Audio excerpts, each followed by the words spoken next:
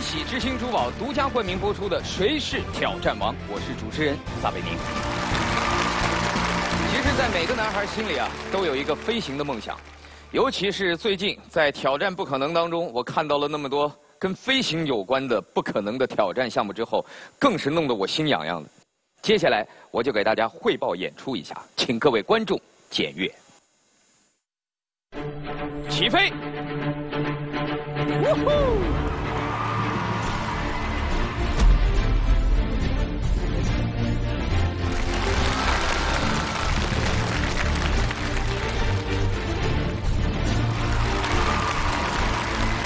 好，这个动作是最难的。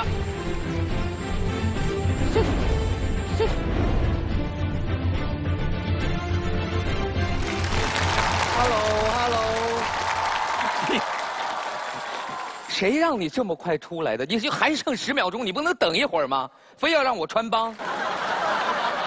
实在不好意思，这个必须得跟大家说实话，刚才这套完美的飞行表演不是我完成的，而是我们的挑战者何聪发完成的。给大家再一次隆重介绍何聪发，中国航模王牌飞行员。他要在3分钟的时间内操作遥控飞机，穿越障碍，并且熄灭现场所有点着的蜡烛。这个飞机过不去啊！过得去。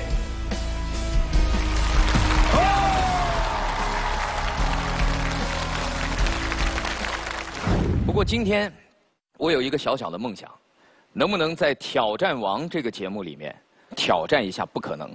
我们这样，挑战一个用飞机吹蜡烛。我们准备将近100根蜡烛，我吹1根，你吹99个。我们在同样的时间内，看谁先完成目标，谁就成功。我接受你的挑战。好，史上最不公平挑战现在开始。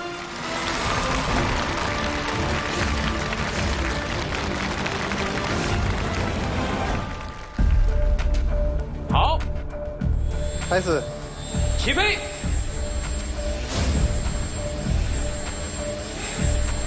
起飞！等一下，还要等你吗？我要让你吗？起飞呀！哎，好，动了。这次非常顺利。哎呀，你起来了！你不要离我太近啊！这个你起来了哦！我起来了，你可以开始了。OK。怎么样？怎么样？回来！你去哪儿？回来！靠近蜡烛。你不会撞我吧？靠近蜡烛！哎呀！靠近蜡烛！哎呀！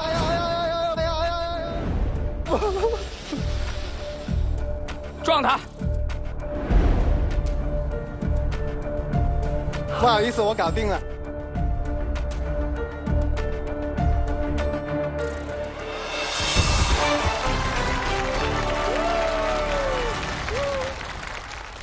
收到底，收到底。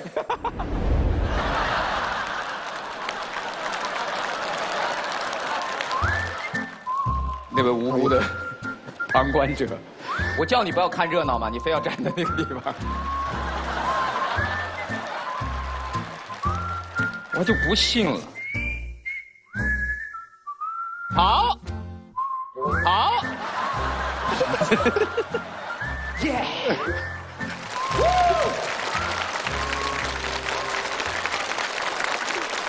好吧，算你赢了。希望越来越多的年轻人、孩子们能够对航模产生兴趣，钻研这个东西，未来也能够通过这小小的模型飞机，真正为中国的大飞机做出你们的贡献。其实，真正的挑战还在今晚。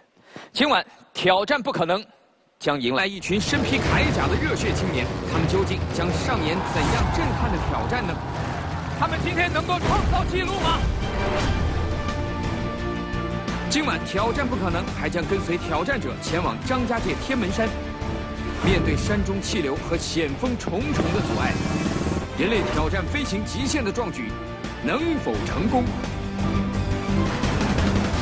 观众朋友们，不要走开，接下来千禧之星珠宝将邀请您和我一起共同关注由长安福特锐界独家冠名播出的《挑战不可能》。天行健，君子以自强不息；我是世界兵王，还要打破的。综合频道本周日晚8点档，挑战不可能，让生命绽放奇迹。天行健，君子以自强不息。我的位置是湖南张家界，我们现在是在天门山的山顶。他们有2个人，我们要在这里见证一项不可能完成的任务。哇哇哇哇！你们以为难度就是这个吗？你们太小看挑战不可能了。全部撤离。今天的挑战是一个非常困难的挑战。我是世界兵王，我是世界水王。那又怎样？他要打破的就是113分10秒的记录。我的天哪！这里枪林弹雨，震耳欲聋，而且震动非常的大。挑战不可能，让生命绽放奇迹。有请主持人撒贝宁。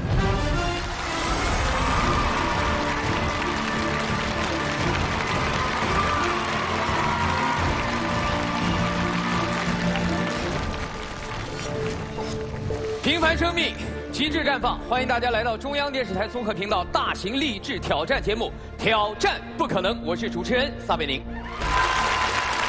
锐意前行，皆由我定。挑战不可能由全方位领先7座 SUV 长安福特锐界独家冠名播出，激荡脑力，激发潜能。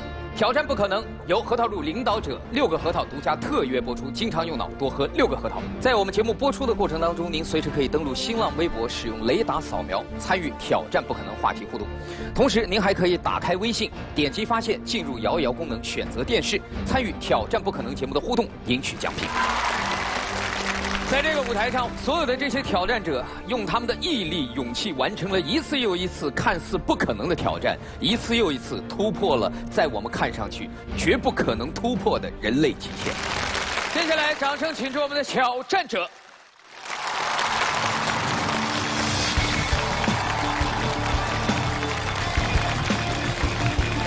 你好，大家好，我是李少卫，今年32岁。来自河南濮阳水秀。你好，我今天为大家带来一项集体项目。哦，不是你一个人挑战？不是我一个人。你有多少人一起？11个兄弟，11个兄弟，11个兄弟，11个人能够完成一个怎么样不可能的任务呢？接下来我要有请各位和我们一起移师场外。我们到场外去看看他们的挑战不可能。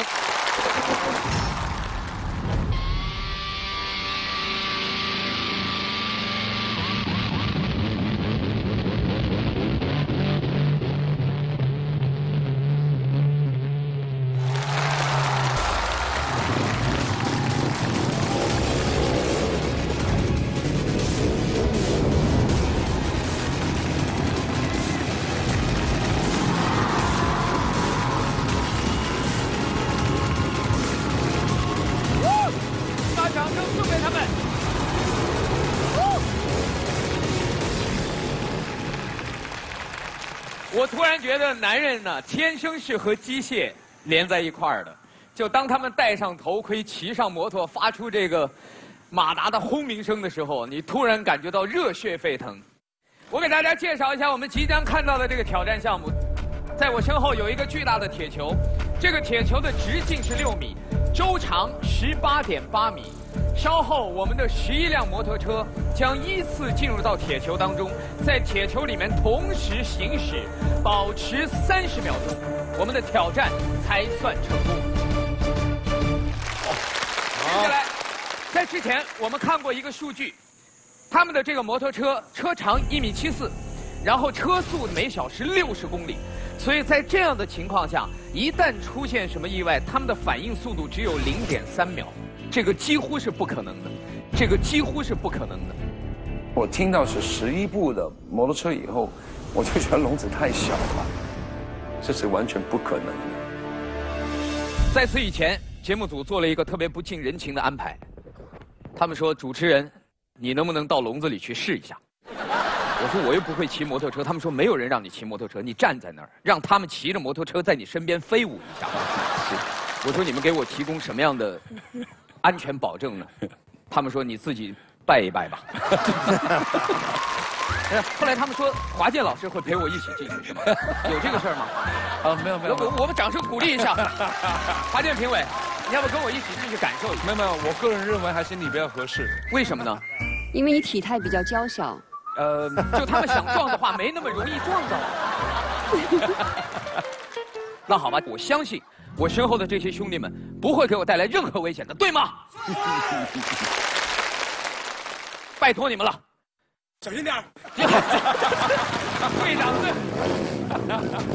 我觉得这个声音都受不了，11辆车。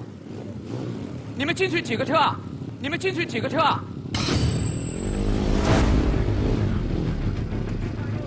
我的天，能给我个头盔什么的吗？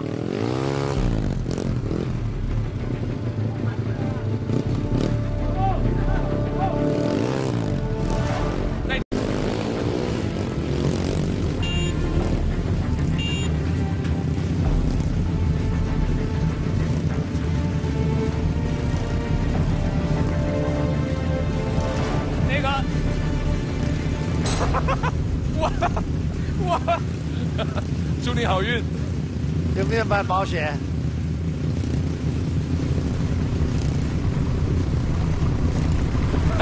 现在这里面的感觉，我的天哪，震耳欲聋，而且震动非常的大。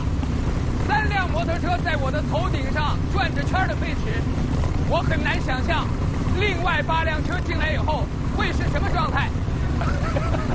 但是，我尝试着站一会儿，我尝试着站一会儿。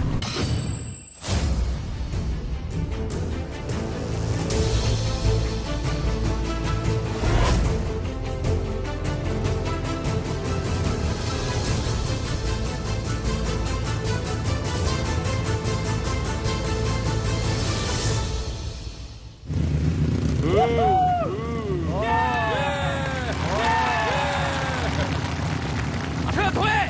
撤退！成功！再次把掌声送给他们，准备好了，我们就可以开始挑战了。兄弟们，准备好了吗？挑战开始！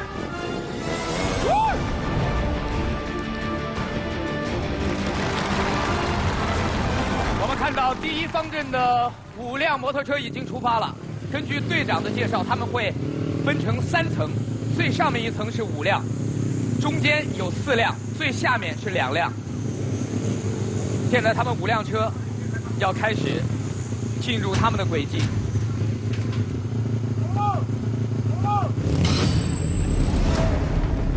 环球飞车是从顶级马戏表演中延伸出的人类极限挑战。在直径6米的钢球中，车速达到60公里每小时。至今，全球顶级马戏团，包括太阳马戏团，都无法做到10辆以上摩托车同时在铁球中飞翔。这不仅需要对瞬间高速和方向的精准把握，更需要团队之间10几人成为1人的绝对信任和默契。今天这场全球唯一的11人挑战，兄弟团能完成吗？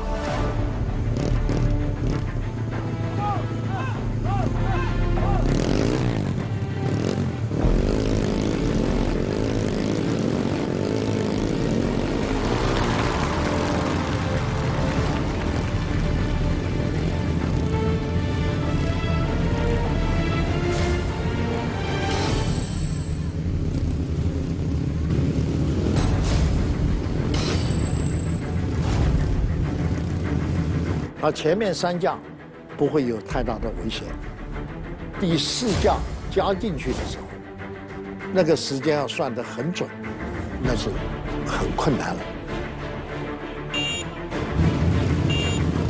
我好像听到了队长用喇叭发出了前进的指令。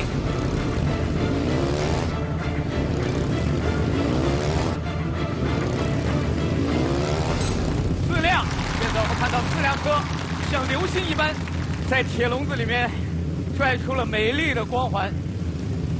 还有1辆正在等待属于他的时机。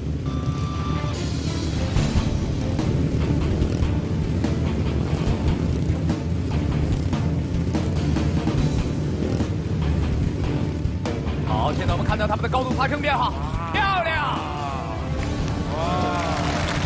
第一阶段5辆车已经全部完成了起飞。哇哦！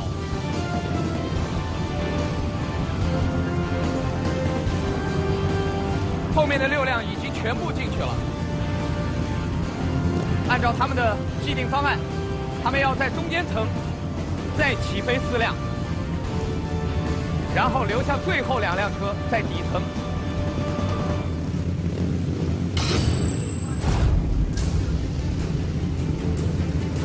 它上面5个，下边再来10个的时候，困难的是下边呢，它的轨道太小了，所以它的速度不能太快，要调整到最好，那是很困难了。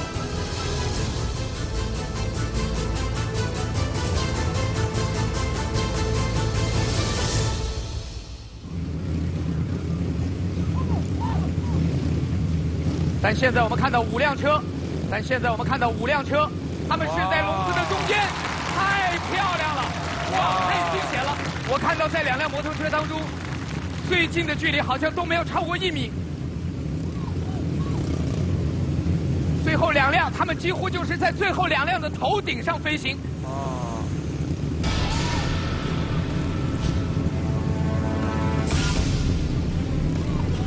最后2辆。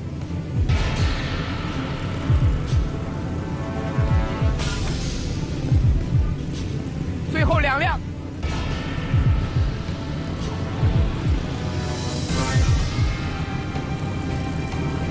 这个项目考验的是每一个人对反应、位置、速度的控制，它要求每个队员之间要有着极度的信任和默契。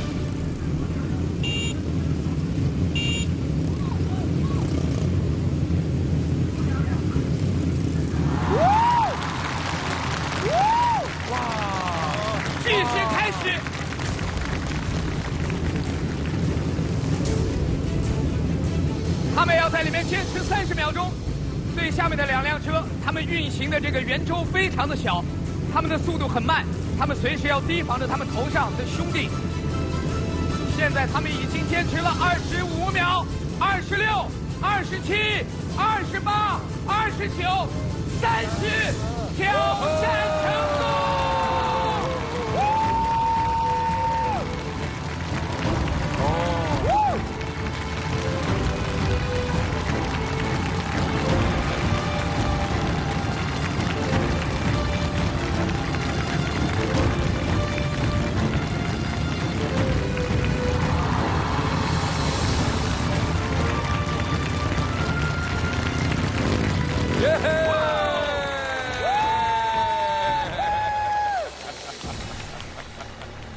说实话，刚才这次挑战在你们所有的训练当中算顺利的吧？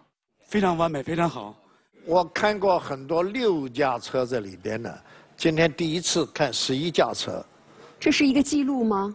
是的，在10年，我们这个车队破的是10人吉尼斯纪录，在13年的时候，我们是创造的是11人纪录。哦，所以用了3年时间，就为了多加1个人。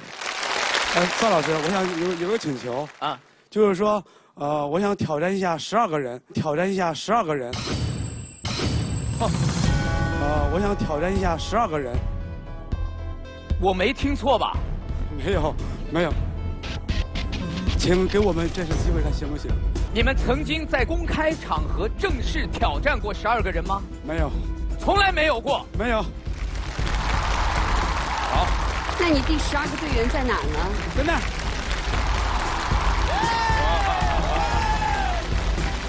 哇，小帅哥！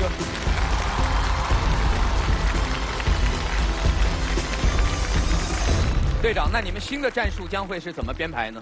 上面5个，中间4个，中间最下面3个。对，3、4、5。但是刚才我看2个人在最下面转，都已经空间很小了。是的，大概50公分左右。所以这意味着上面2层的距离可能要更压缩一点点。对，是的。我的天！但是对他们来讲，他们可控的范围太小，因为你稍微速度慢一点，可能后面的就会追尾。所以我们趁着他们现在最好的状态，祝愿他们今天突破自己的记录，挑战成功，好吧？好，来！哇！而且我要告诉各位，如果今天在这里他们12辆车能够成功的坚持30秒钟的话，一项新的世界纪录将会诞生。兄弟团在2013年创造了吉尼斯世界纪录11人环球飞车。2年来，他们一直尝试突破12人的极限，却从未成功。今天在挑战不可能的舞台上，他们能否实现自己的梦想，创造12人环球飞车的纪录呢？好，5辆摩托车当中的3辆已经启动了，他们找到了各自的轨迹，现在控制好速度。一旦他们稳定下来之后，他们就会给第4辆车留出加入的机会。好，第4辆车成功的加入了，第5辆车顺利的加入。好，让我们掌声把后面的几位队员送进铁球。全部进去了，全部进去了。他们现在12个人已经全部进去了。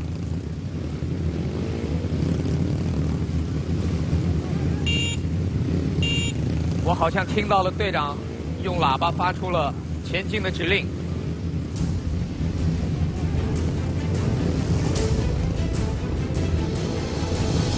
他们以前11将，现在加多1将，那困难就非常大。所以他能够挑战，这个不可能，就是一个团队的精神。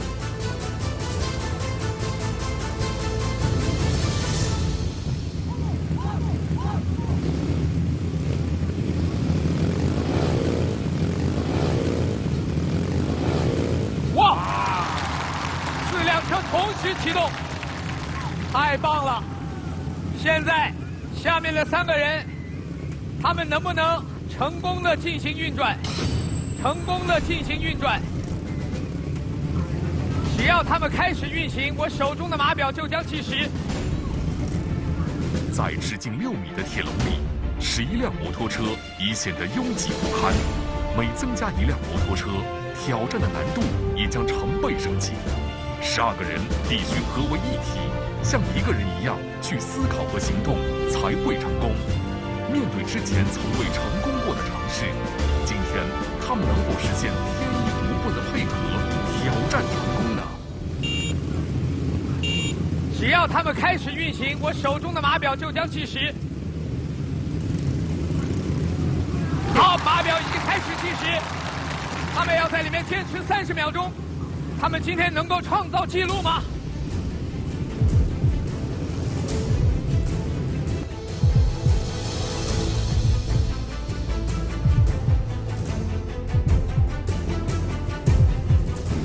现在他们要做的就是保持状态，保持状态。已经20秒了，10、9、8、7、6、5、4、3、2、1，时间到！他们创造了一个新的纪录，挑战成功！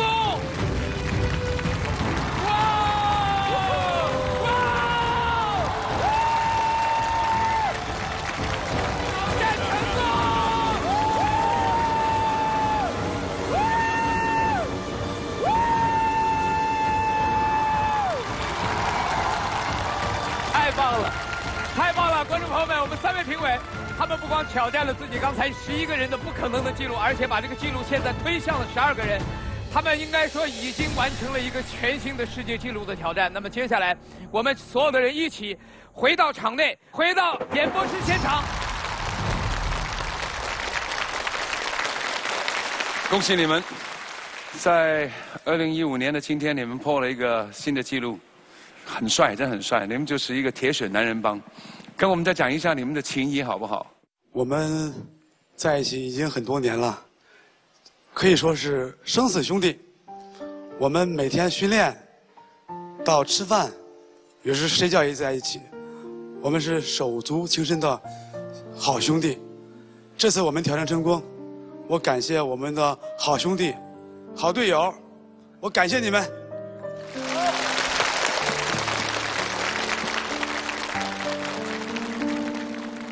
你们最初练的时候是几个人啊？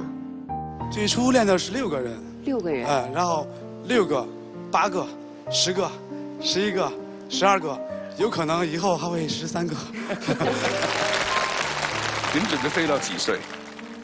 这个话有点沉重，我这样说吧，我就想带着我的好兄弟们，一起出去演出，一起，干自己高兴的事儿。有可能说我们会干到70、80，有可能到80的时候，一喊口号走，砰，牙掉了。我也会一直会这样干。对。我很喜欢看到这样子的，我可以说他是男人帮了哈。我还是那句话哈，在努力工作的男人是最有魅力的，你们都呈现出来了。我的决定是，能了。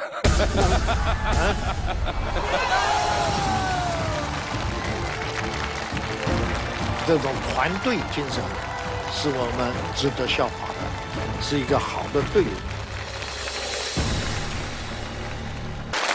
随着人类社会的发展，我们的技术越来越进步，我们发明了很多新的工具，但与此同时，人类并没有完全抛弃我们在历史当中留下的那些老伙伴。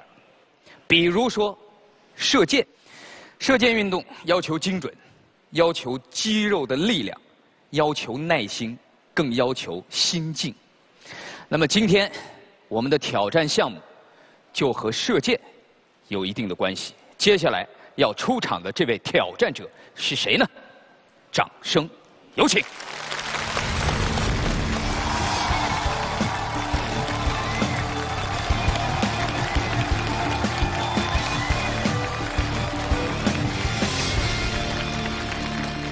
大家好，我叫唐新阳，今年20岁，来自北京。一个来自北京的20岁女孩。刚才我做了好多的铺垫，是关于射箭的。请问你的挑战项目是跟射箭有关吗？对，我这次挑战的项目是穿越风扇障碍射箭。所以，穿越风扇障碍射箭。穿越障碍射箭。所以没有。大家听明白了吗？我不是完全没有理解，什么叫用射箭穿电风扇是什么意思？用我的箭把这个。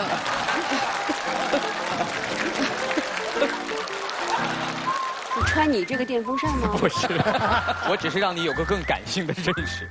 我才发现你的小风扇上还带着小镜子，你这是哪个女粉丝送给你的小礼物呀？萌萌哒，萌萌哒。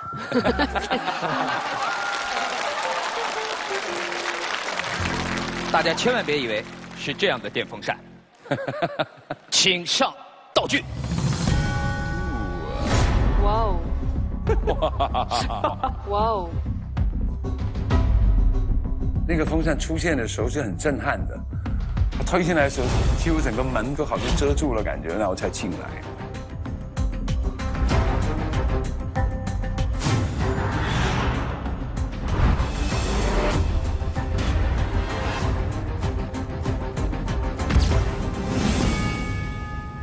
大家看到了吗？就是这样一个巨大的电风扇，稍后它的扇叶会开始旋转。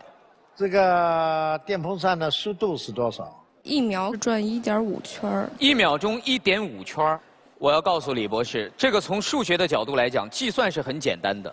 比如说它箭的速度，它距离风扇的距离，包括风扇的这个转速以及空隙的大小等等，我们都可以算出来。但是您要知道，人在那一瞬间要精准到0点几秒去控制你的出箭的时机，太难。当然不难，就是不要挑战。不叫挑战，不可能。对。好，我们的风扇已经准备好了，来，请我们的挑战者就位。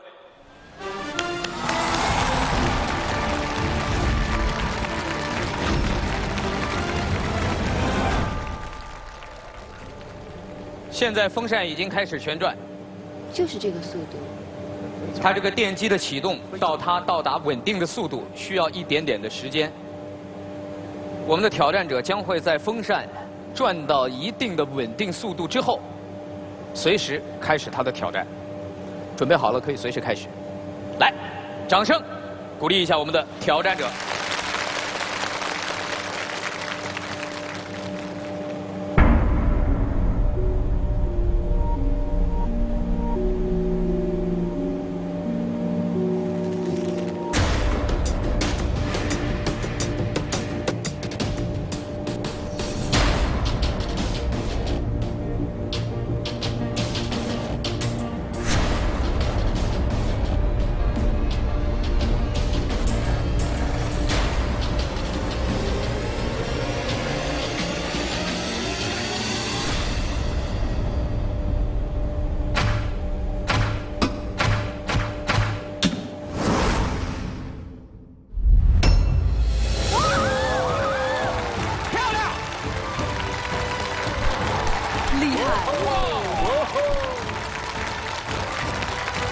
我觉得我今天感觉不错，而且看到了没有，靶心啊，靶心啊，漂亮。那风扇并没有转得很快，所以我还在犹豫，这个挑战不可能。你叫我怎么样去按这个绿灯呢？哈，太漂亮了，应该连着再多射几箭，让我们感受一下。你看，都没看过瘾，是不是？这太快了。挑战不可能的节目就是这样，不能让大家看过瘾，一定要让你带着一点缺憾，期待着下一个项目更加精彩。感谢各位收看，再见。你们以为挑战不可能就这么简单吗？加速，你们以为就这么简单吗？你们以为就是这个速度吗？再上电扇，再上电扇。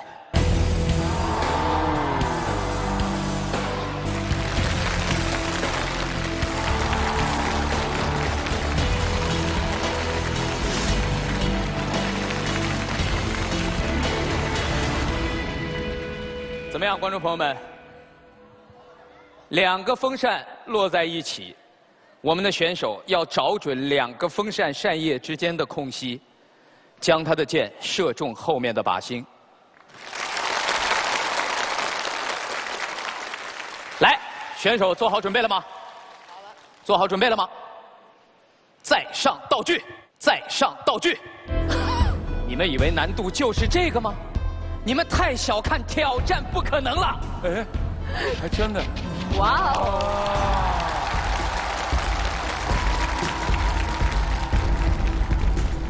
你们以为只有这一个了吗？哇哦！你们以为就4个吗？你们以为只有电扇吗？确实只有4个电扇。但是这个难度怎么样？难啊！李博士有没有超出您的想象？超出我的想象，但是我要先看看这些电扇，检查一下。来，好，助手华生，华生来看一看。我是福尔摩斯的助手，叫华生。先看看。啊。铁板。哇！这个上面好多 indentation， 好多这个有痕迹，伤痕累累，一个一个的打到扇叶上的小洞啊、缺点啊，这表示他已经失败了很多次，这几率成功非常少。哇，这个很困难了。好，要不要我先射一箭？算了吧。李博士，这个还是存在一定的危险性。还是回去做我的行政工作。您还真不能回去坐着，真不能回去坐着。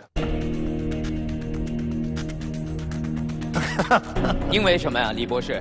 李博士，因为这个电扇的距离已经对3位评委造成威胁了，它有可能会打到扇叶以后弹向其他方向。所以请3位评委移步到我们为您准备好的临时评委席。哦 ，OK， 好。我们这边的观众，我们也做好了相应的安全保护措施。来，请我们的现场导演指挥他们撤离到安全距离。全部撤离。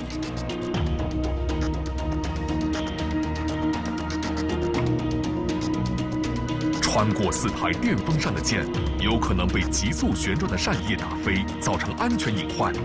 现场启动紧急安全措施。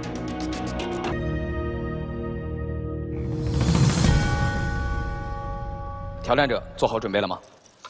好的。4个风扇可以转起来。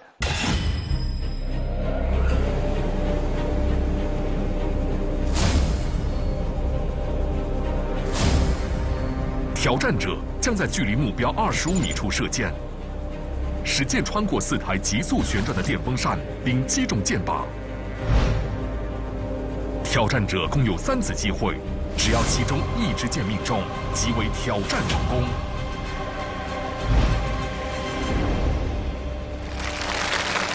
可以了吗？好的，我宣布挑战正式开始。加油！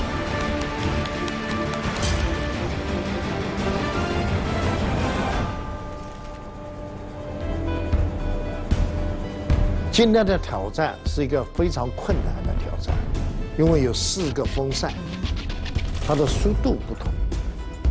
我以前没有遇到过就是这么多干扰射箭的这种情况，所以我要在这个当中找一些规律，然后果断的射击。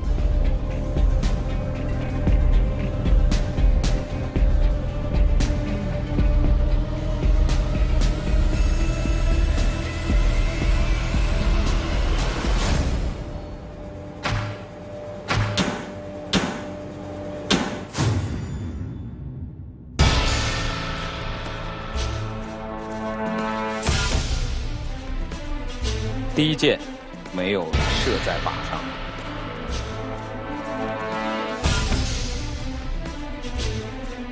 第1箭失败了。这可能是心情比较激动的或者紧张的。还有2箭的机会。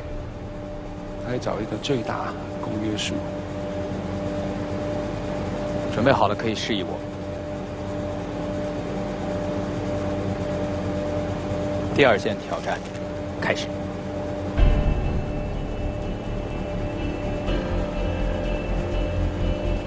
他准备要射的时候，我不敢看他，所以我眼睛是一路盯着那个靶心在看。这个挑战项目难就难在它有很多的因素综合在一起，它要计算的是4个风扇旋转起来在哪1秒可以同步，另外还要考验他的心理素质。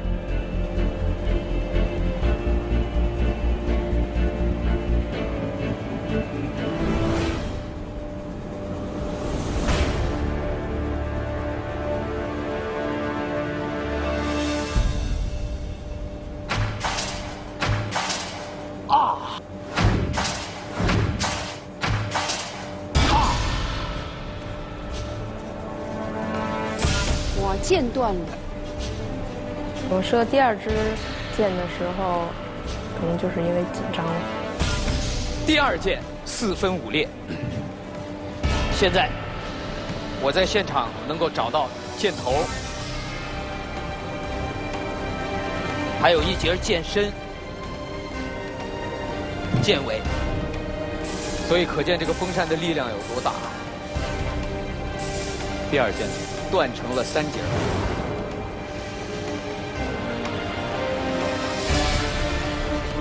弓箭是个弧形的弹道，这个弹道的计算，这弓箭手通常计算风向、速度，再加上他的注意力集中。4个风扇一起开始转的时候，计算呢有空间的可能率很小，只有0.3秒钟。今天的挑战是一个非常困难的挑战。第2支箭被扇叶击落，4分5裂。唐新阳只剩下最后一次挑战机会，0.3秒，稍纵即逝。他能克服重重阻碍，完成这项不可能的挑战吗？第3届，加油！加油！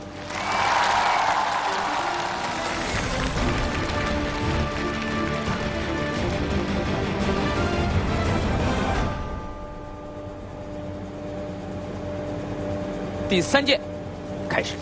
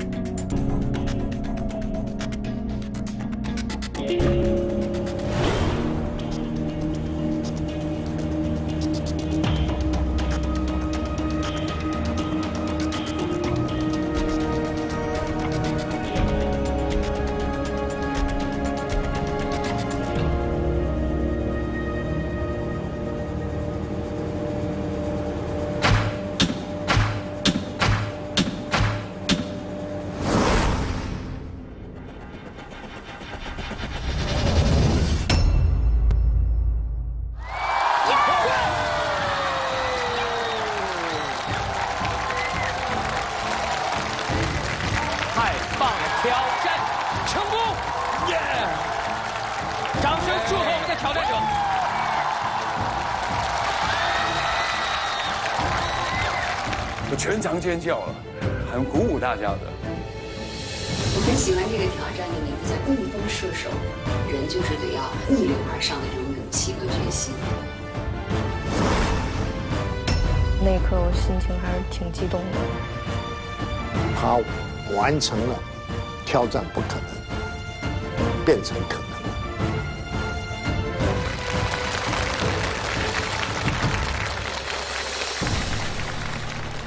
你以前是专业的射箭运动员吗？对，我在14岁的时候开始接触射箭，1年后就进入了北京队进行系统的训练，但是现在退队了。已经退队了，可是你才20岁哎。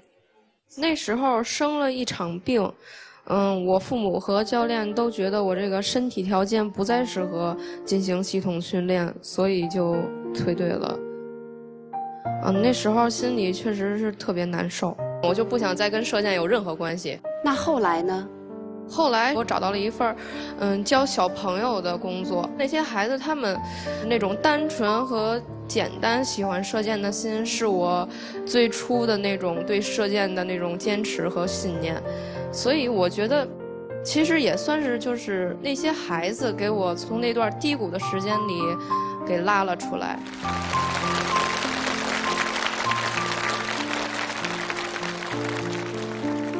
那你的学生现在他们的成绩怎么样？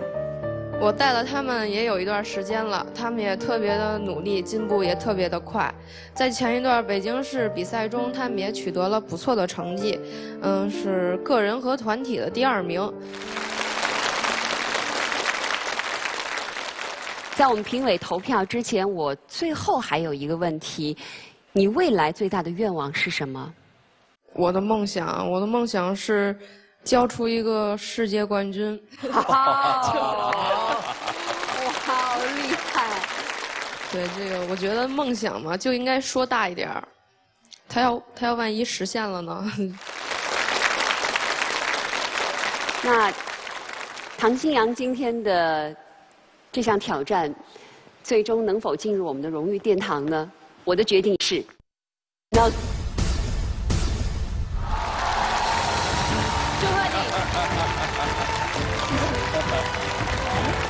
我们也请唐新阳步入今天的荣誉殿堂。精湛的技艺，不无两忘的心态，这个20岁的女孩用她的冷静与专注，射出了这神乎其技的一箭，征服了评委和观众。让我们欢迎唐新阳进入荣誉殿堂。我们知道，从科学角度上讲，人是热血动物，所以极度的低温会对人造成严重的伤害。今天在我们的现场，我们就请来了这样一位挑战者，他将在现场为我们证明人类究竟能够向多低的低温极限发起挑战。掌声有请我们的冰王出场。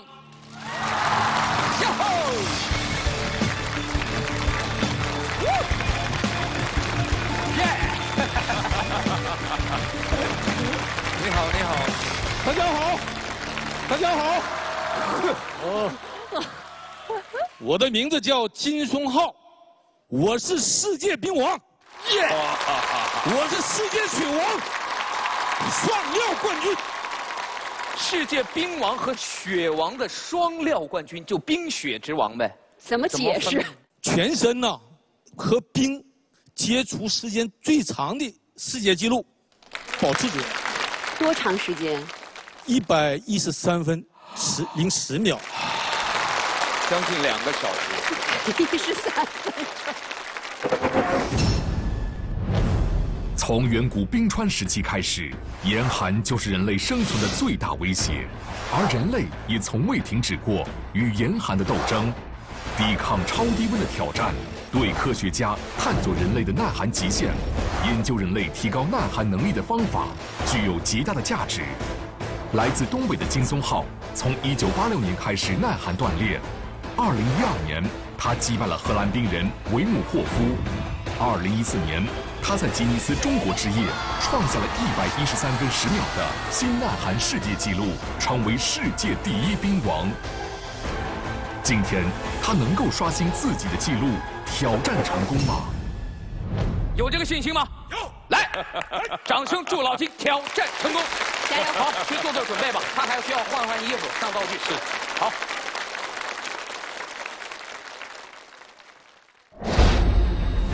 这次的挑战项目是人类全身埋在冰里抗寒的极限时长。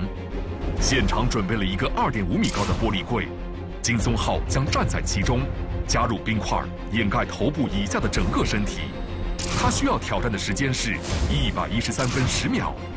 为了确保挑战能够成功，他不停地在场外做着准备活动，调整自身的状态。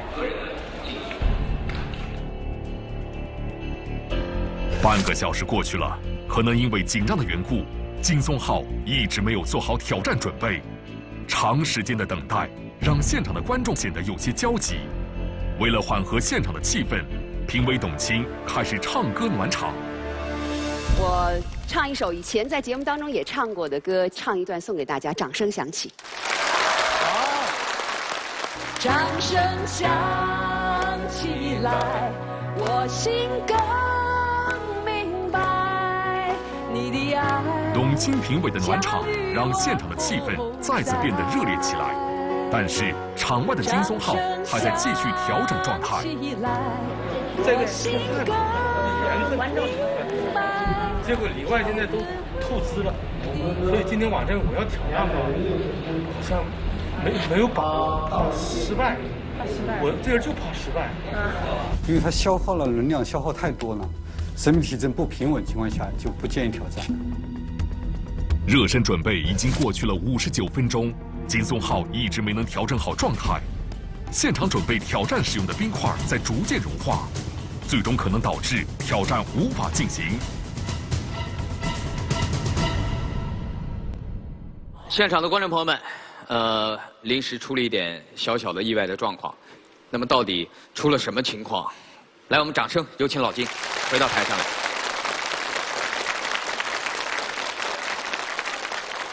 非常抱歉，非常抱歉。不这么说，现在到底是什么样的状况？我这个怕热，好出汗，一直到现在我2个小时了，我这汗出的，现在我储存的热量已经一多半已经散发了。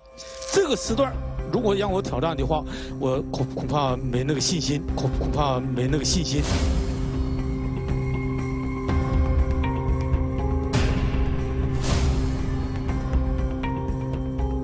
我明白。给我调整一下。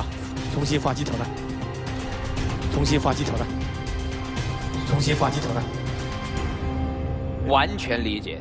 您好好的休息一段时间，您随时状态好了告诉我们，我们继续挑战。不可能。好。您好好调整啊，好好休息。对不起啊，大家。我们希望他能够尽快的调整到最好的状态，让我们在这里用掌声祝愿冰王早一点回来。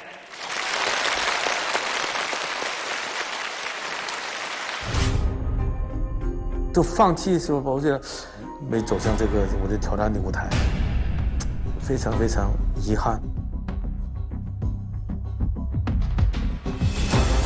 第一次挑战还没开始就失败了，金松浩心里非常的不甘。回家后，他每天积极训练，不断的调整自身的状态。我现在这一段时间的努力是调整我自己的心态。平时呢，我加大这个训练强度。现在我的情绪、感觉，现在都特好。经过了1周的调整，他再次走上了挑战不可能的舞台。让我们掌声有请冰雪之王金松浩。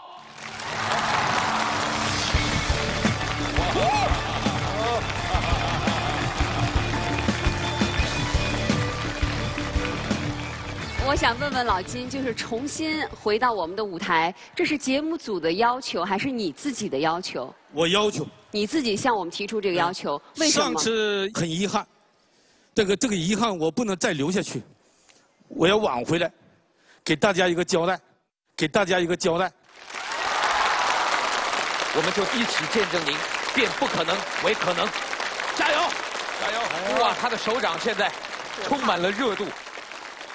金松浩现在即将进入挑战区，医务人员将在现场测量他目前的各项生命体征、心跳、体温、脉搏等等这样一些能够表现人的生命体征是否正常的数据。老金，我跟你约定一个暗号，我会时不时地问你感觉怎么样，你回答挑战不可能。只要每次我们俩的暗号能对上，我就证明你的状态至少神志还是清醒的，好吗？您记住这个暗号了吗？对对对。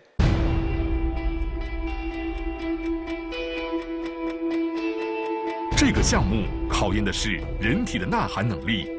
人类生理机能的正常运行需要一定的体温维持。正常情况下，人的体内温度为37摄氏度。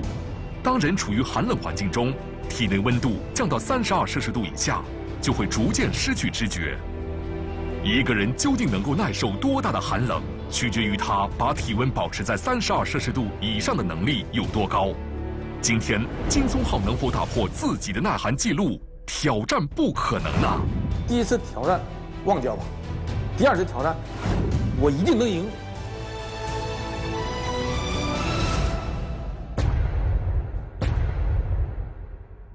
老金准备好了吗？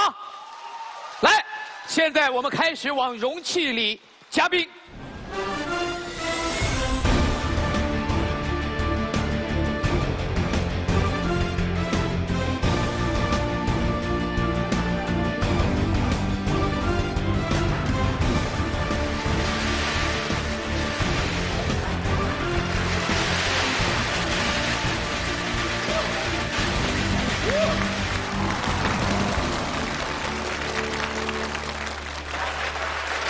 加冰，哇！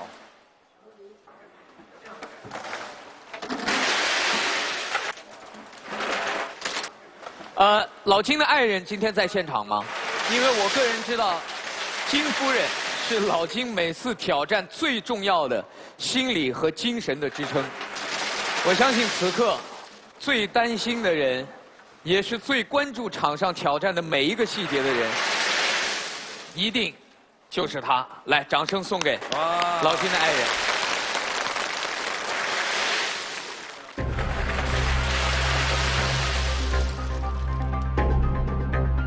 通常人0度，你大概只能15分钟，你给呼吸降慢，然后给你的血液循环降慢，你意志集中，你就可能比常人能够久一点时间。长期的呐喊训练让挑战者在耐受寒冷方面的心理和意志力超越常人，但在挑战过程中，冰人金松浩长时间浸历在0摄氏度的环境中，浑身被冰块包裹，导致热量被不断带走。他无法通过运动来产生热量，只能提高身体的基础代谢水平来产生热量，抵御寒冷。他能挑战成功吗？老金准备好了吧？我们的挑战现在，挑战不可能。正式开始。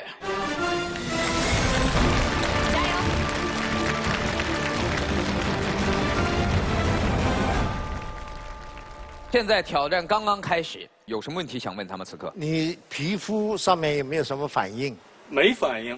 拉出来，赶紧拉出来，已经没反应了。哎，你是每次挑战的时候都戴帽子吗？多数是这样。多数这是为了可能要有一定的温度，让自己是吗？那是一方面，再一个保持这个形象。这假，一个人站在冰里还要保持形象，这相当不容易。我们已经透过冰块看到您的 pose 了，非常好。不是看到你的笑容了，特别灿烂。老金估计在里边是这样站的。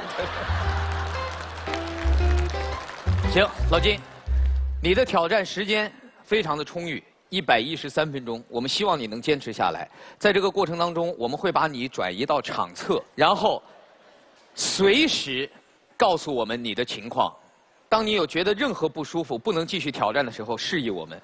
而我们这边的医务人员，包括您的爱人，也会随时监测您的状况，好吗？我们祝你挑战成功。好，我们现场可以把老金先转移到场侧，转移到这边。你看他脸颊上还有汗珠。老金，我们在这就继续我们下面的挑战项目了，好不好？你一边能看着分散一下你的注意力，另外一方面中间这个时间我们还能有效的利用上，再完成一个精彩的挑战，好吗？来，再次把掌声送给老金。在金松浩先生冰人挑战进行的过程当中，我们在现场再进行我们的下一项不可能的挑战。我们掌声有请华健评委到台上来，我跟华健评委一起挑战一下不可能，好不好？好。好。来，华健评委，这到底要干什么？其实非常的简单，只要把啤酒瓶能够挂在钢丝上，把啤酒瓶挂在钢丝上，我们两个每个人各3瓶，能够挂在钢丝上，就算挑战成功。是搁在钢丝上还是挂在钢丝？你可以想任何办法。这有什么办法呢？完全是没有着力点的。我们要戴上护目镜，戴上护目镜。来，现在我们的挑战正式开始。这个其实很难，最重要的是我同时要挂，我们两个会相互之间会有影响。我现在不敢呼吸了。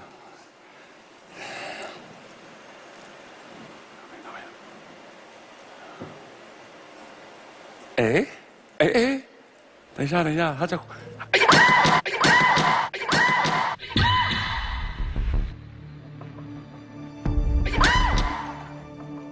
我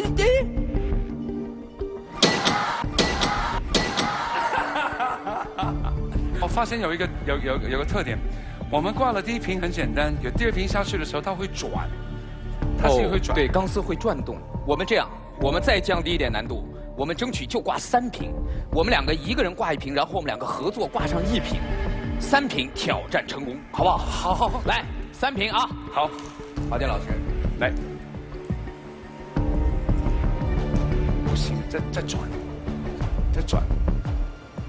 来，我们捏住它，捏住钢丝。第1瓶还好，你不要再捏那个钢丝 ，OK？Very good，OK， 挑战成功。还差1瓶，来，这1瓶我交给您。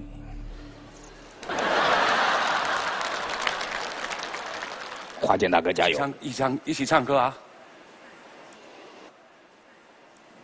朋友一生一起走，那些日子不再有，一句话，一辈子，一生情，3瓶酒。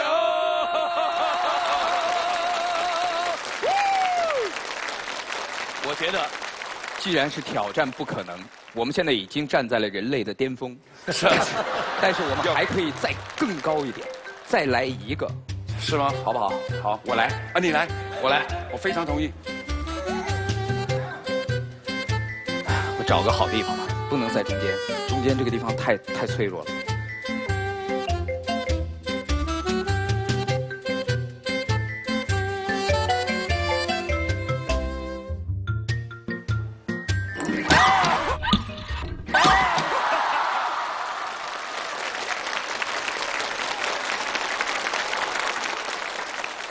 我们的挑战难吗？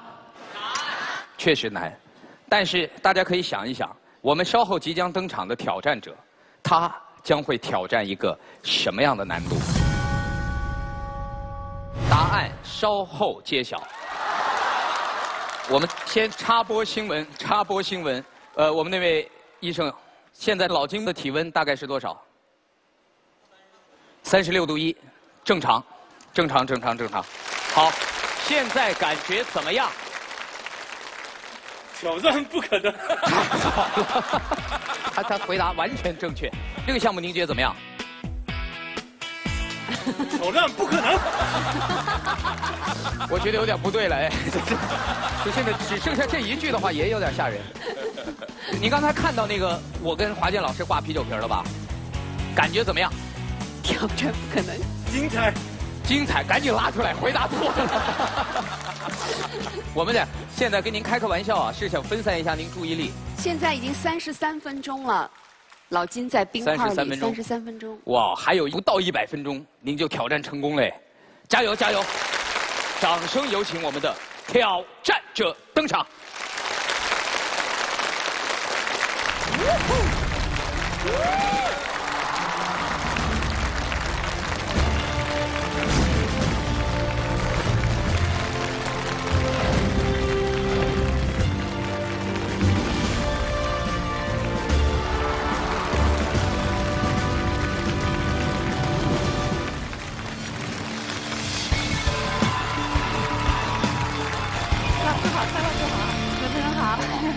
大家好，我叫罗苗凤，来自安徽安庆，今年37岁，是一名打工妹。你好，你好，一个打工妹。你的工作，如果我没猜错，就是开这个叉车，对吗？是的。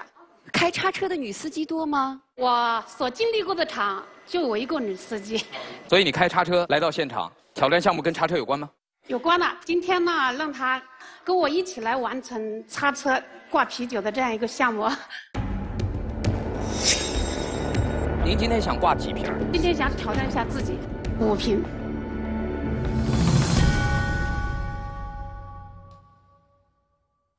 来，掌声有请挑战者上车。挑战者将驾驶叉车，用叉车托起啤酒瓶，悬挂在钢丝上。当钢丝上挂足5瓶啤酒，即为挑战成功。挑战者共有2次挑战机会。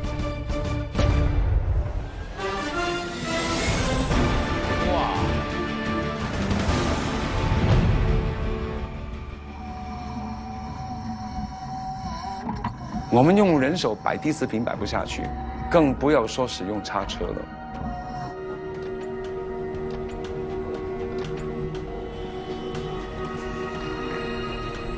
哦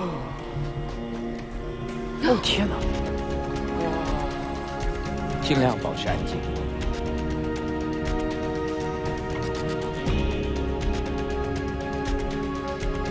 那个盖子上面只能有2个齿轮挂在上面，所以它放进去的时候要非常小心。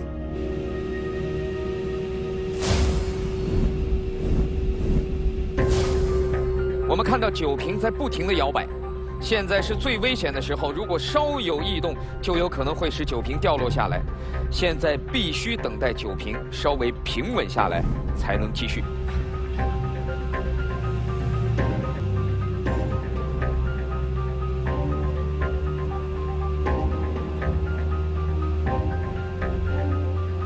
我们看到酒瓶已经非常的接近钢丝了。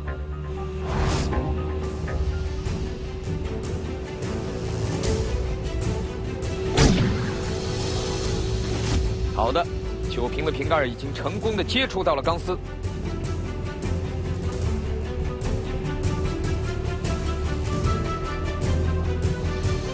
他现在要用这个机械的力量让它稳定下来。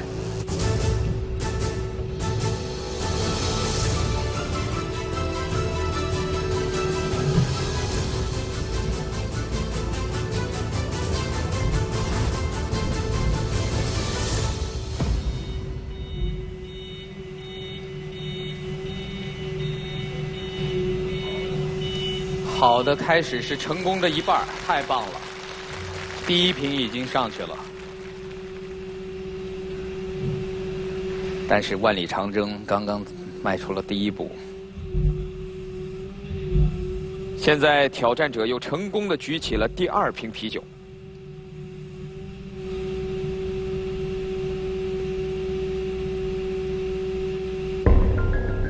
好的，第2瓶啤酒也已经成功地接触到钢丝了。现在我看到晃动得非常厉害。本次挑战的难点在于，挑战者每次挂酒瓶时，操作稍有不当，就会让钢丝产生剧烈震动，导致前面挂好的瓶子掉落。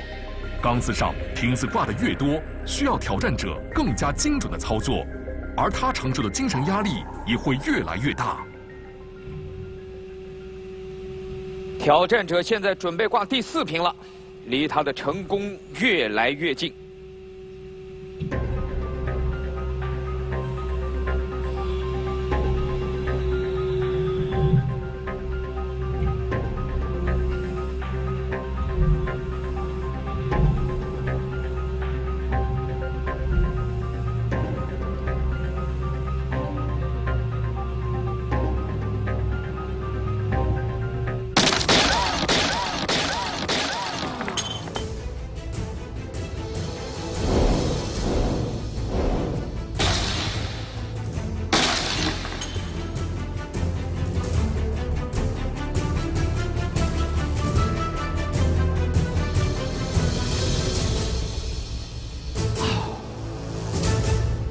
没关系，让我们把掌声送给我们的挑战者。太遗憾了，但是我们的挑战者还剩下最后一次挑战的机会。不过现在，挑战者可以稍微休息一下，暂时的放松一下。老金，刚才这个项目您觉得怎么样？精彩。现在您已经完成了1小时07分。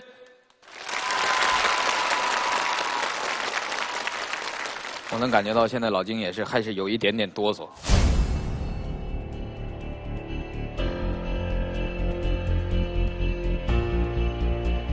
困难的时间是时间过一半以后，那个时候吧，很难受。人冷的时候就会发抖，发抖呢，你就是制造热能，但是没有控制下的运动。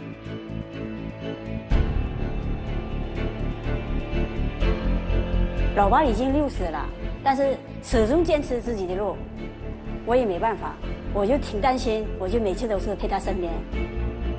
挑战进行到1小时以后，部分冰块融化成水，冰水交融更迅速地带走了挑战者体内的热量，他的身体开始哆嗦。这种颤抖的现象表明挑战者体内的热量已经不足以抵御寒冷，他的身体正在本能地收缩骨骼肌来产生热量。挑战才进行到2/3，他能成功吗？战胜冰雪，我不只靠这个身体，我更靠的是我的心态。我一定能赢。稍后您要是觉得有点难受，想用任何方式减轻您的这个承受的这种压力，您告诉我们。比如说您想唱唱歌，或者想跟我们聊聊天儿，或者想对场上的项目发表点什么意见，您随时说，好吧？他那个位置就有点像编外评审的感觉嘛。对，编外评审。好，我们的挑战者如果准备好了，可以开始你的第2次挑战。准备好了。来，第2次挑战，开始。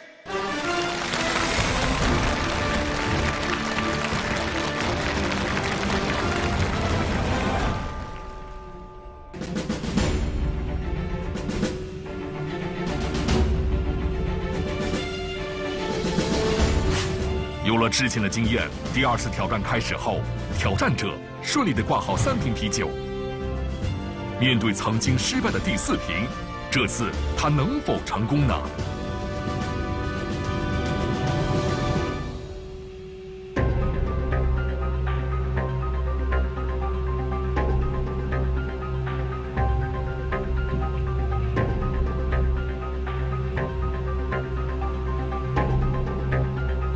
那个桑老师，桑老师，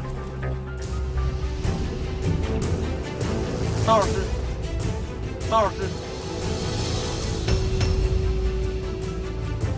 您说，您说，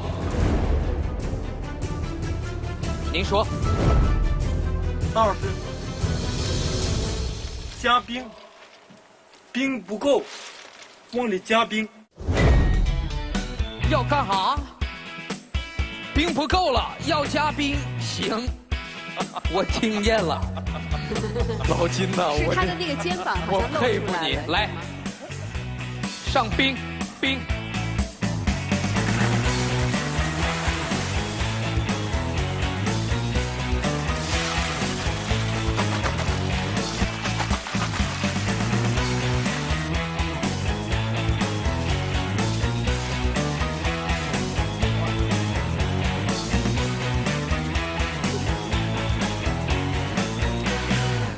好，加油！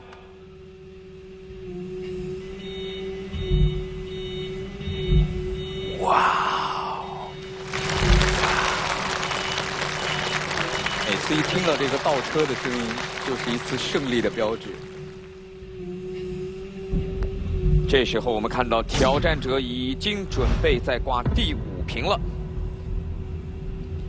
根据我们的挑战规则，我们的挑战者只需将这一瓶啤酒稳稳地挂在钢丝上，挑战即为成功。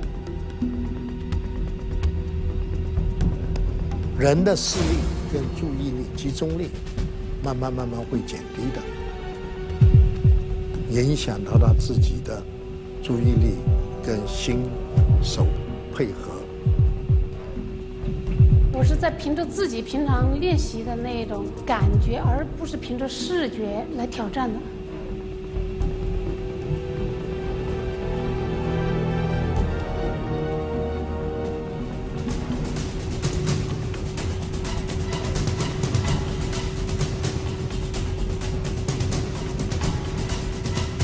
这已经是挑战者的最后一次挑战机会了，一旦出现任何失误，将会前功尽弃。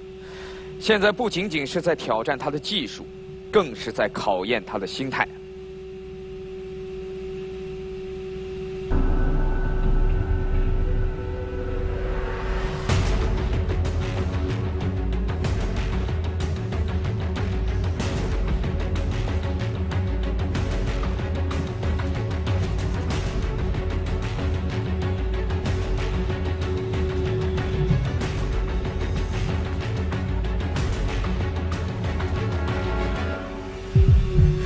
太好了，第5瓶已经接触到了钢丝，就差最后一步了。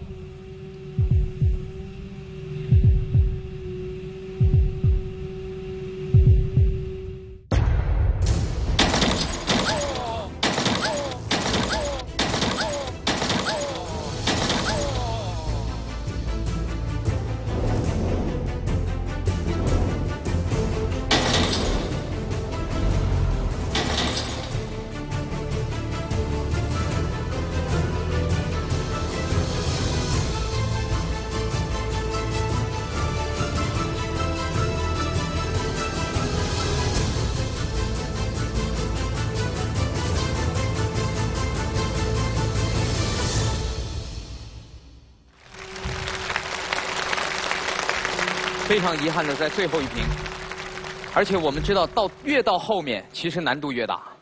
到第5瓶的时候，难度是成倍增长。对，我建议我们用最热烈的掌声，把我们的挑战者请回到前面。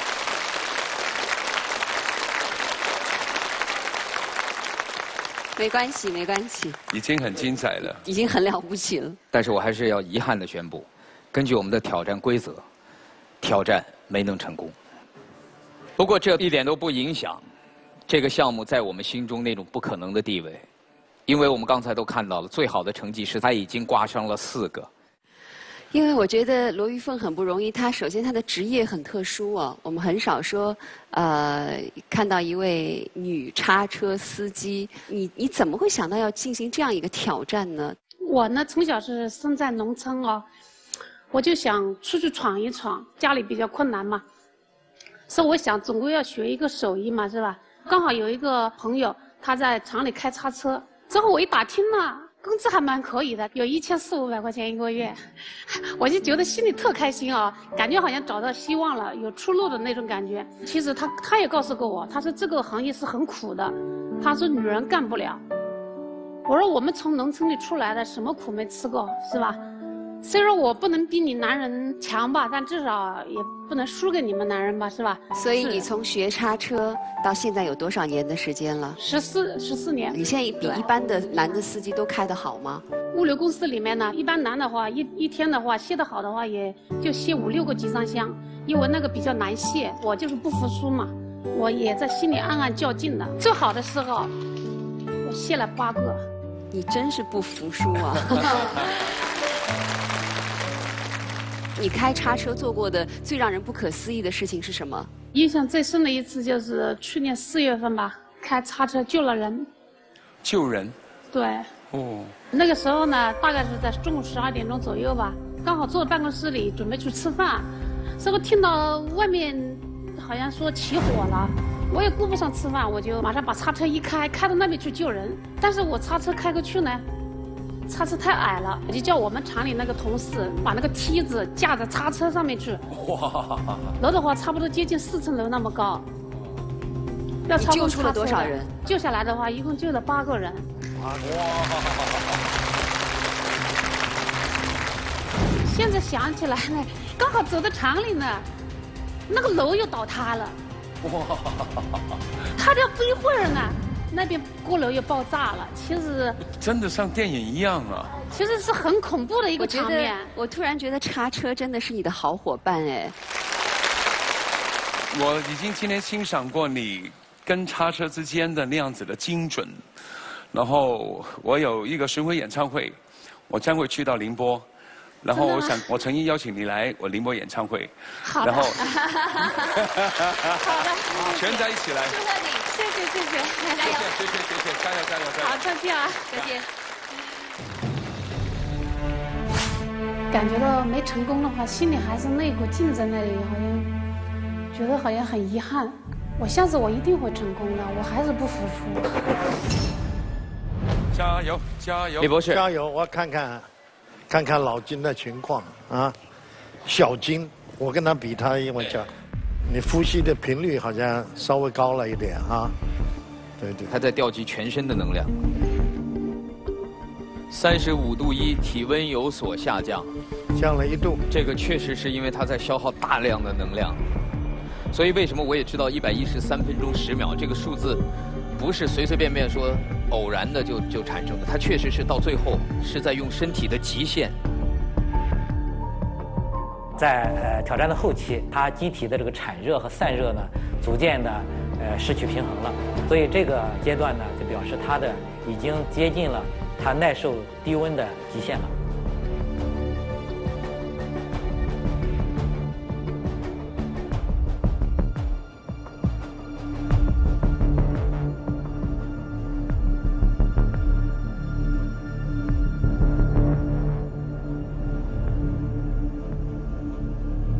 现在还剩3分钟倒计时。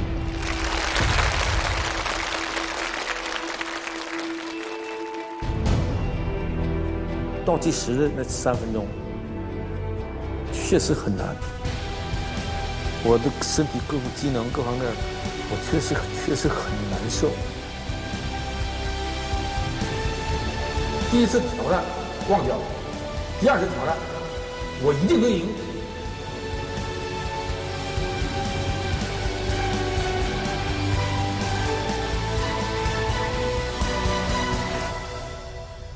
准备破纪录，准备破纪录。10、9、8、7、 6、 5、3、1，打破纪录！别起，还坚持吗？还继续吗？老金点头说继续。他今天要创造新的纪录，我们现在看到的红色的每增加1秒。我很喜欢周华健老师的《朋友的歌》，来，你跟着周华健老师一块儿来，来。这些年，一个人，风也过，雨也走，有过泪，有过错，还记得坚持什么？真爱过，才会懂，会寂寞，挥挥手，总有梦，总有你在心中。朋友一生一起走，那些日子不再有。一句话，一辈子，一生情，一杯酒。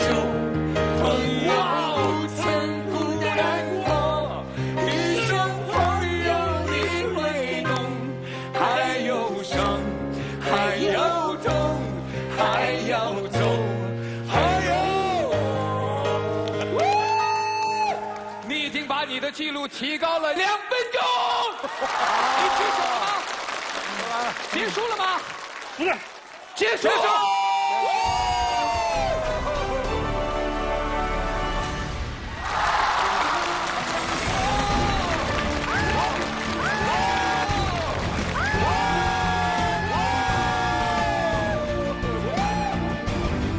金松浩再次创造了115分钟的新纪录。在做过身体检查之后，恢复了体力的兵王载誉而归，回到了挑战不可能的舞台上。你这个体质是天生的吗？有一定的潜质，但是更重要的是我后天练的。我练耐寒练了30年了。怎么练呢？开始的时候就是冰天雪地里头，穿短裤光膀子跑步，这个跑了10多年。是不是介绍一下您爱人怎么称呼？我是李恩淑。大姐，我想可能您最担心的就是这长时间的在冰里会影响到她的健康，是不是？是我因为是以前也是那么想的，因为这样我坚决反对啊。但是我就他那个走过来30多年嘛，每年体检嘛，各个指标基本上都是正常。因为这样，我就慢慢就接受。我去年开始，我也是那个冰水泡，啊，哎呦，他现在，他也在冰水里能泡5分钟。将来咱们比翼双飞，一起玩冰玩雪，玩出国门，走向世界。今天我成功了，可以说1多半是我的老伴儿，他默默地支持我，给我一个最大的鼓励。老伴儿，你辛苦了。哎，其实你之所以能够抵御最寒冷的温度，恰恰是因为你有着一颗热爱生活的最火热的心，这也是我们特别感动的。所以今天我们3位想一起表态，对于金松浩挑战成功的项目能否进入荣誉殿堂，我们的决定是能。我们有请金松浩和他的夫人走进今天的荣誉殿堂。虽然我今年60了，我要突破的目标还远没达到。有朝一日，我要到北极，把全身埋在冰里头，把我自己的记录突破。长安福特锐界 2.7T V6 双涡轮增压发动机，超强动力，挑战不可能。本节目由长安福特锐界独家冠名播出。激荡脑力，激发潜能。本节目由核桃乳领导者6个核桃独家特约播出。经常用脑，多喝6个核桃。欢迎您打开手机百度客户端，搜索挑战不可能，参与节目的互动。千禧之星珠宝邀请您接下来继续收看精彩内容。自古以来，人类一直没有放弃过飞行的梦想，但似乎从莱特兄弟发明了飞机以后，一切问题迎刃而解。但是人类并没有就此停下脚步，仍然还有人在不断尝试新的飞翔的方式。接下来我要给大家介绍的这2位挑战者，就是用一种特殊的飞行方式，在挑战人类空中的极限。锐意前行，心有我定，挑战不可能。各位好，我是麦克利，现在我的位置是天门山景区的上空。天门山是一座充满挑战精神的山峰，曾经见证过无数挑战者一次又一次刷新人类的极限。今天我们要在这里见证一项不可能完成的任务。旁边的就是我们今天的挑战者，欢迎你们。 Hello, I'm Björn. 人类对于飞翔的执着探索从未停止。翼装飞行就是最接近于人类自由飞翔的一项极致体验。挑战者将穿着像鸟一样的飞行服，只能够通过自身肢体的调节，运用空气动力的原理进行急速飞翔。而今天的这项挑战——人体飞毯，就是将高空跳伞和翼装飞行两项顶级的空中极限运动结合在了一块儿。我身边的 Bill 一会儿就将率先进行高空跳伞。而他的搭档 Aspen 将在我们的直升飞机下方的山顶平台上等待，仅通过肉眼观察跳伞选手的飞行距离，判断出合适的出发时机，进行翼装飞行。我们的2位挑战者要在超高速滑翔的过程当中，找到精确的时间点，让跳伞选手准确地站在翼装选手的背上，完成空中对接，并且保持共同滑翔。这项挑战在中国从来没有实现过，这无疑是对2名挑战者能否精准控制空中飞翔速度和方向的一次极致考验。现在我的搭档强子就在山顶平台上和我们的翼装飞行选手在一块儿。大家好，我是强子。我们现在是在天门山的山顶，这里的海拔呢是1400多米。站在我身边的是来自挪威的选手 Aspen 的，一会儿呢他将会进行这个翼装飞行的一个超高难度的挑战。哎呀，曾经无数次的设想过翼装飞机是什么样的，但真正站在这个山顶的时候，这一刻你还是觉得真的挺可怕的。我身边的 Bill 有着超过5000次的高空跳伞经历，而翼装选手 Aspen 有着15年的翼装飞行的经验，是翼装飞行世界巡回赛的总冠军。他们在全球范围内呢，都绝对是各自领域中的佼佼者。而今天在天门山挑战人体飞毯的空中对接，就是这对搭档决心突破人类极限飞行的一次伟大尝试。百克力，知道吗？百克力，我们现在还在持续的爬升。Aspen 准备好了之后，可以告诉我们。好的，稍等，我们马上。Okay, Aspen is ready for 1 or 2 minutes. Okay, let's go. OK， 这边的山非常低，而且飞行距离也比较长，山间的风也不稳定，所以他们对于落点的控制很难把握。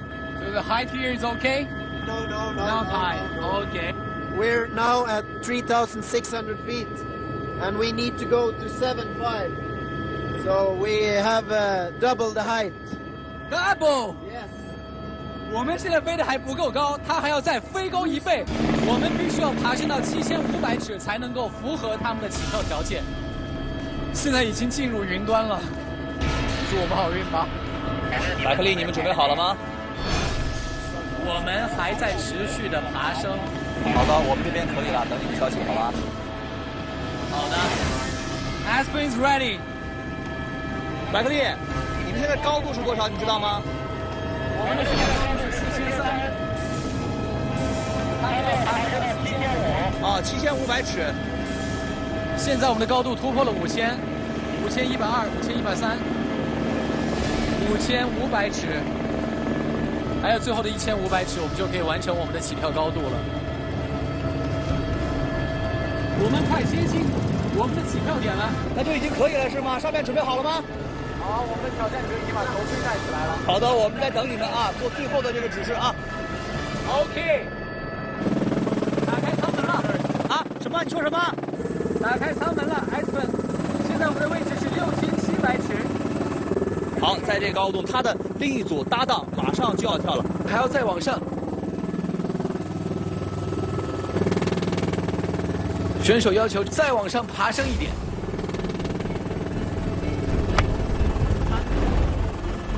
3、2、1 ，Go！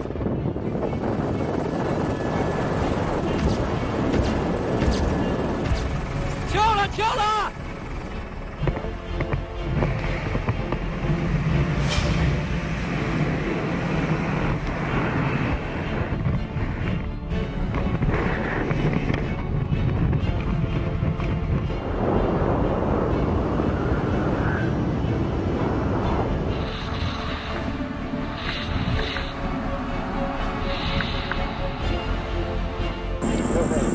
其实，在云层当中是非常难发现他们，因为实在是太高和太远了。他们已经起跳了，现在我们选手也在做最后的准备。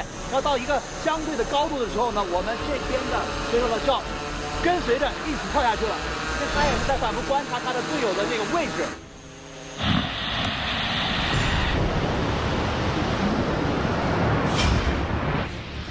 Aspen 只能依靠经验来判断时机了，开始准备了，要跳了，要跳了，要跳了，要跳了，走了。两个人的速度都非常的快，亦庄甚至可以达到时速200公里以上。那要尽快的追上降落伞选手。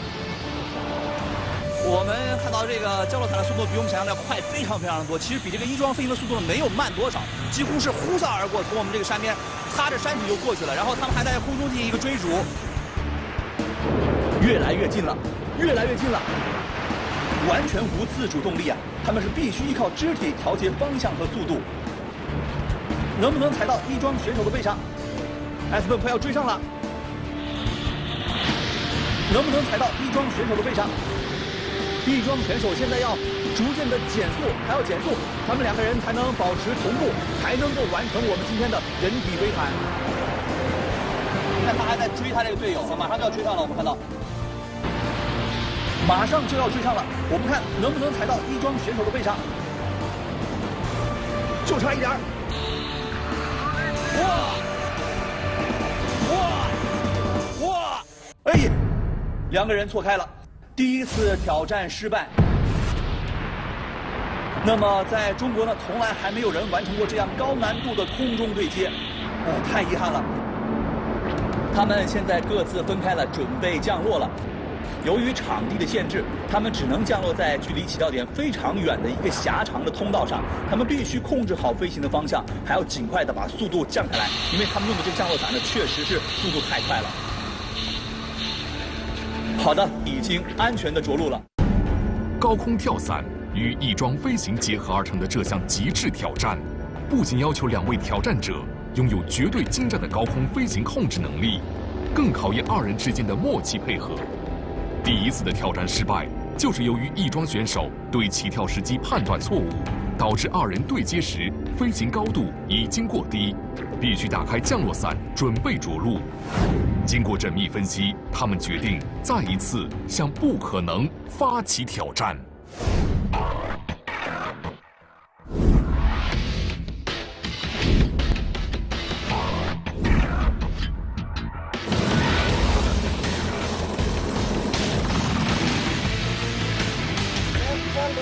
That we want to continue going up to 9,000 because then we have more time to prepare. 继续往上爬，9000英尺以上。你们现在的高度知道是多少吗？我们的高度已经到6000尺了。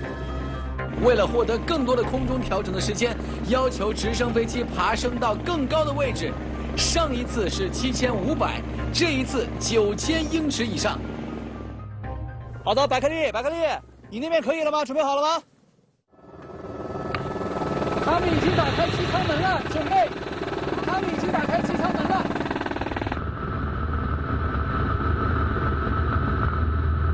我们这边已经准备好了，你们可以了吗 ？Everything OK？ 他们已经准备好了，我们要跳了。3、2、1 ，Go！ 跳了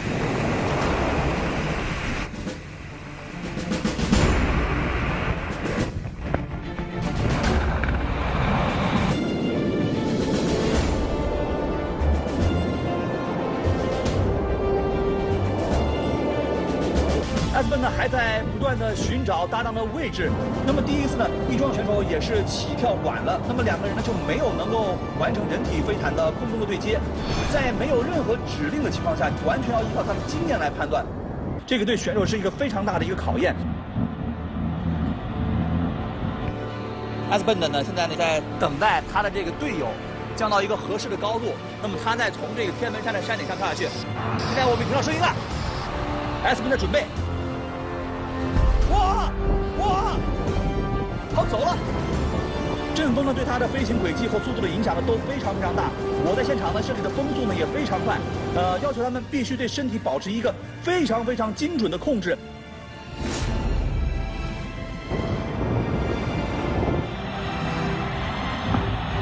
亦庄选手追上去了，速度非常的快，还有差不多20米，能不能踩到亦庄选手的背上？还有10米，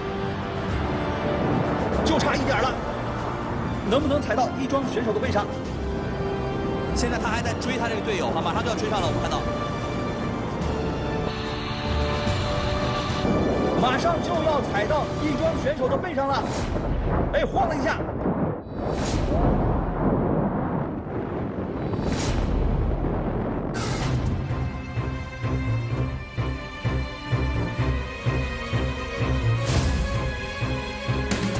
还在坚持，坚持。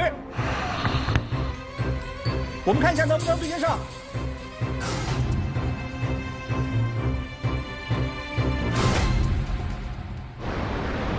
哇！成功了，成功了！跳伞选手成功的踩在了搭档的背上，太棒了！人类原本无法飞翔，但是今天的这对搭档就是用这样一种与自由飞翔最为接近的方式，完成了人体飞毯这项不可能的挑战。现在是分开，然后分别找他们的这个降落的点。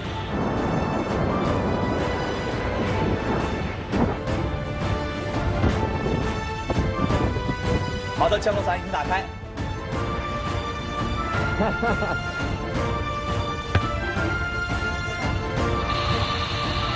很狭长的缓冲的通道，他们在调整好角度，尽量的减速。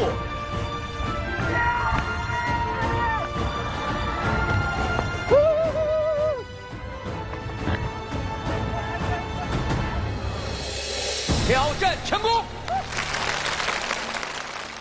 这种飞行的极限运动也属于极限运动当中难度属于最高级别的，极限中的极限。对，所以接下来，掌声请出我们的挑战者。大家好，哇哦，大家好 ，Nice to meet you。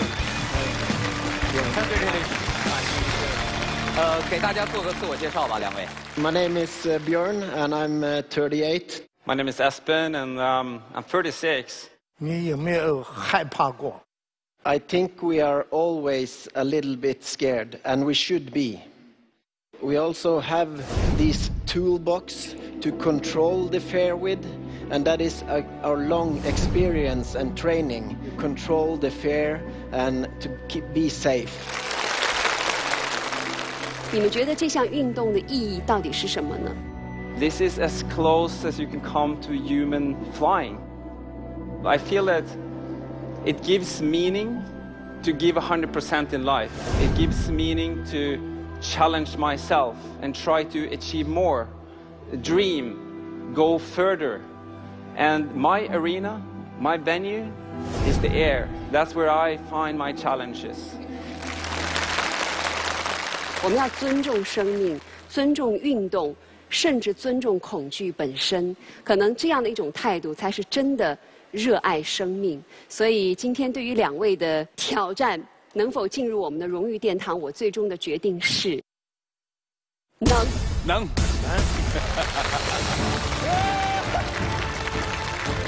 纵情翱翔于广袤天际，享受飞翔的快乐，更感受生命的壮丽。他们怀抱敬意，勇于与恐惧共舞，理性挑战，将人类自由飞翔的领域 推向新的高度。锐意前行，皆由我定。挑战不可能由全方位领先7座 SUV 长安福特锐界独家冠名播出。激荡脑力，激发潜能。本节目由核桃乳领导者6个核桃独家特约播出。经常用脑，多喝6个核桃。感谢北京市丰台区政府北京园博园对本节目的录制提供场地支持。 欢迎登录短视频社区美拍、百度贴吧参与节目互动。登录新浪娱乐、腾讯娱乐、凤凰娱乐、搜狐娱乐、网易娱乐、网易新闻客户端、搜狐新闻客户端、腾讯新闻、中国人的一天、一点资讯、今日头条，了解节目的最新动态。平凡生命，极致绽放。感谢收看我们的挑战不可能，下周再见。